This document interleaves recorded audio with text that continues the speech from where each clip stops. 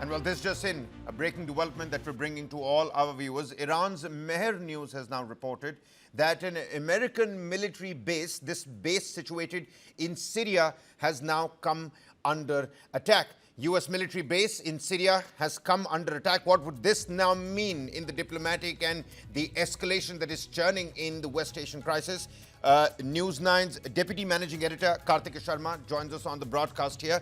Kartike, about 40,000 United States troops that are stationed across West Asia, 19 different military bases.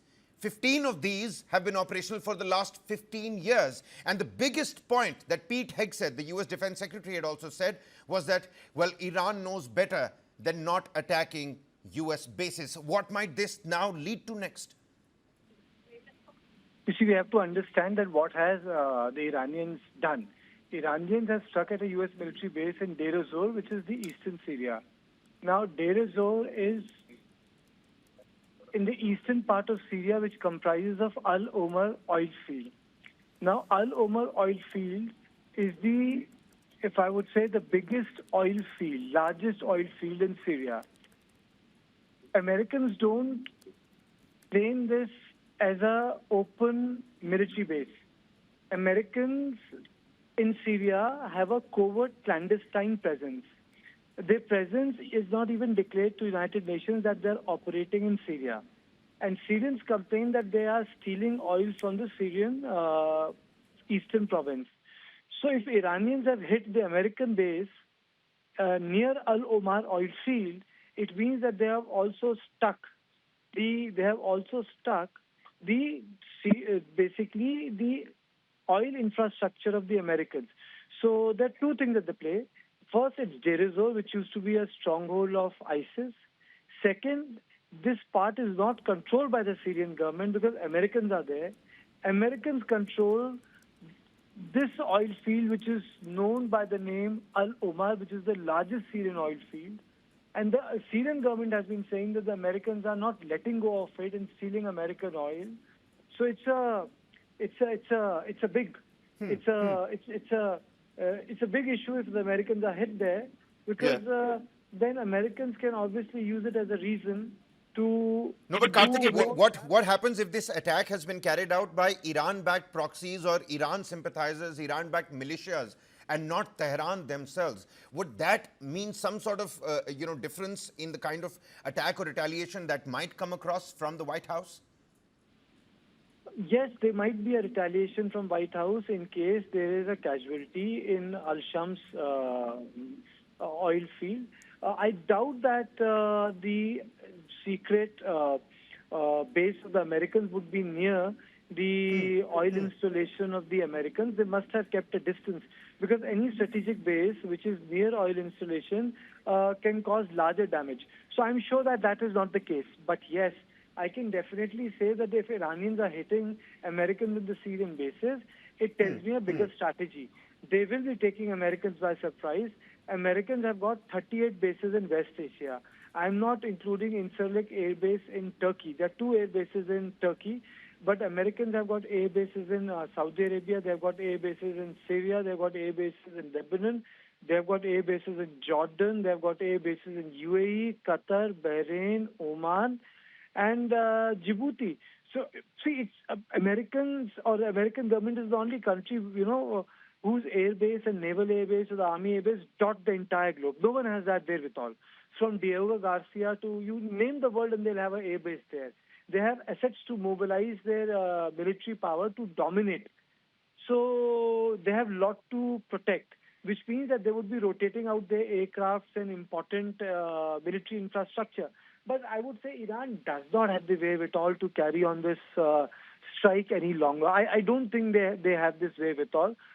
They can fire randomly. They can, they can destroy a plane here and there. But I don't think, the Iranians have the wherewithal because please understand that their radar infrastructure has been degraded by Israelis. They do not have the capacity to defend themselves. Yes, they can fire all the 3,000 ballistic missiles then what will happen, Kabir? And as war expert says, that any conflict is defined by the limit of your offensive and defensive weapons. So I think the Israelis must have reached the limits of their defensive weapon defined by Iron Dome system, and Iranis must have been also exhausted, Kartikeya, and they have exhausted their offensive weapons like ballistic missiles. Kartikeya, if I may, and before we let you go, this is not one of the notable U.S. air bases in West Asia. This is not the Al Udeid air base that's situated in Qatar. Neither is this the Bahrain Fifth Fleet of the U.S. Naval, their headquarters. Neither is this Camp Arif Jan in Kuwait, the UAE air base, that's Al Dafra, and the ones that you pointed out too as well. But what does this mean about the negotiation talks? Because the global objective at this point in time seems to be that Iran cannot have a nuclear weapon. But that means that requires deliberation, that requires a discussion, a discourse, diplomatic churning. But these attacks, and now United States officially entering with the B-2 bombing, their bases coming under attack, aren't the global powers pushing Tehran away from that negotiating table? They have already pushed Tehran away from the negotiating table. Their nuclear installations have been completely degraded. Iran has all the reasons to feel upset with Russia and China also. But they have their constraints. Russia is completely involved in Ukraine. Chinese have got their eye on Taiwan. 70% of the Chinese oil trade is through the Strait of Hormuz. So I really don't think Chinese are going to get involved like that. Bottom line is that what will happen in case the Hormuz choke take place?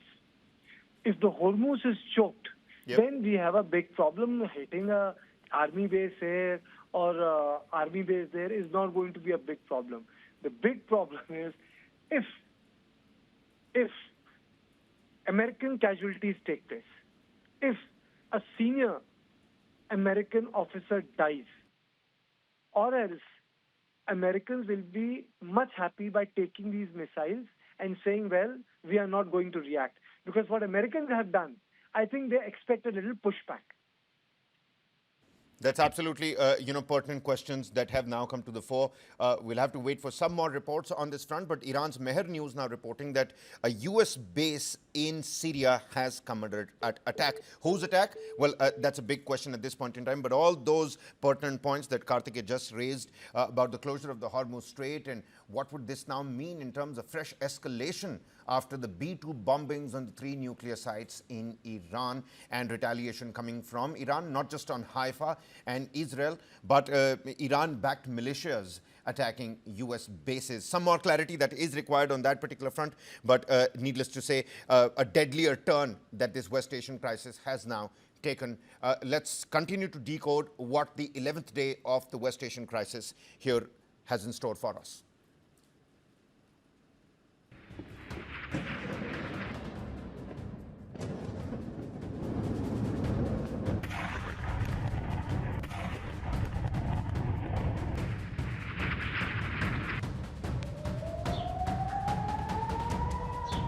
Iran ने Israel पर missile दाग दिए हैं। इस वक्त siren बज रहा है और इस वक्त देखिए कि सभी लोग सुरक्षित बंकर की तरफ भाग रहे हैं।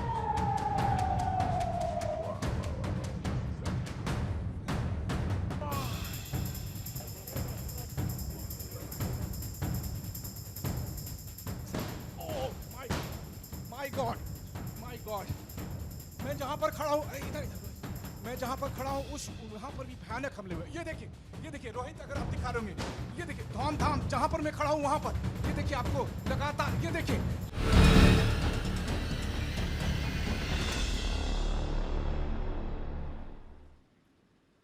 Well, sirens echoed across Haifa and Jerusalem on Monday, the 11th day of the conflict, as Iran launched a fresh wave of missiles and drone attacks on Israel. Now, in the 11th day of this escalating air war that began on the 13th of June, it was a Friday. The latest barrage came just days after the U.S. strike on Iran's nuclear facilities, prompting Tehran's promised retaliation. And Israeli civilians were seen rushing to shelters in Haifa, where impacts were earlier reported. Now, Iran's Revolutionary Guards have claimed that they had altered their attack strategy, striking across a wide arc right from Tel Aviv to Haifa.